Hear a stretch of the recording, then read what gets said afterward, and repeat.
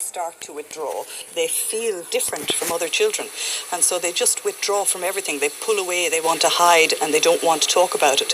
Then the other problem is these kids, a lot of them have never met anybody before who has scoliosis. So in their world, they're the only person, and their parents are the only people who know about it as well. So this program is going to entice those children back into sport and bring them back, get them fit, help them to become physically better and mentally better as well, so to help them all round and their well-being. Reeves tries to slide away from the scrummage, and he's tackled by Slattery, and back comes to Irwin.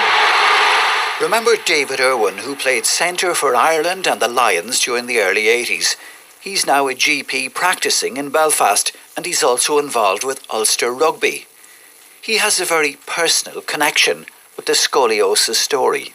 One of my sons, Robbie, he developed a scoliosis under the age of 10, and that sort of threw us into this journey over many years now of trying to find out about scoliosis and attending hospitals and potentially having a pending operation down the line, maybe.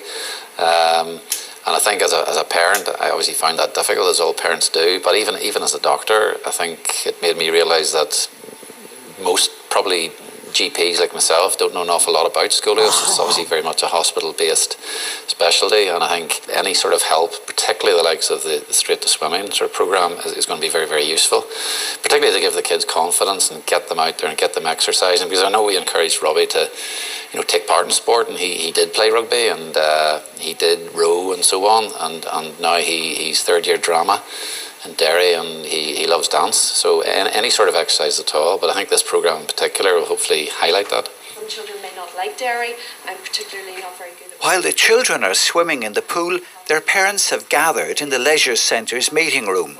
A group of experts is there to field their questions. There are no costs involved.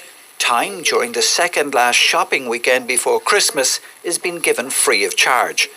The speakers include a psychologist, a dietitian, 2 physiotherapists, including one who has travelled from Dublin, and 2 surgeons from Dublin's Crumlin Hospital, Pat Kiley and his colleague David Moore. We're very keen that this programme starts in Dublin next year, or I think actually it'll probably be in Kildare. It's a forum for parents and for children with scoliosis, and it is fantastic, and I can say that because we had no part in the genesis of it. That came from Adele Convery and her friends. So it is fantastic, and I think that the feedback today from the parents and the children was very positive. They felt very engaged by the whole process. Back in the pool, the young swimmers are having a great time. They've been part of this initiative for 3 months now. Watching on is Joanna Tillyrock. She's a qualified swimming coach from County Kildare and hopes to be part of the initiative if and when it comes south. South of the border, we'd like to put something together exactly like what's happening here in Belfast. It just means that they'll have the freedom in the pool to learn how to swim in a comfortable environment.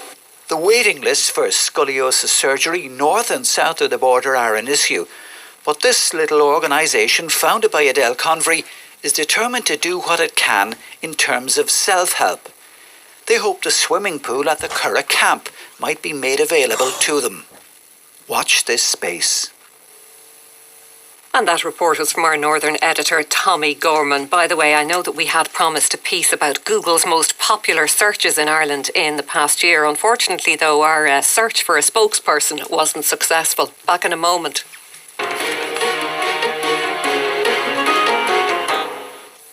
It's nearly 9 o'clock on RTE Radio 1. Time to check out Toyota, the car brand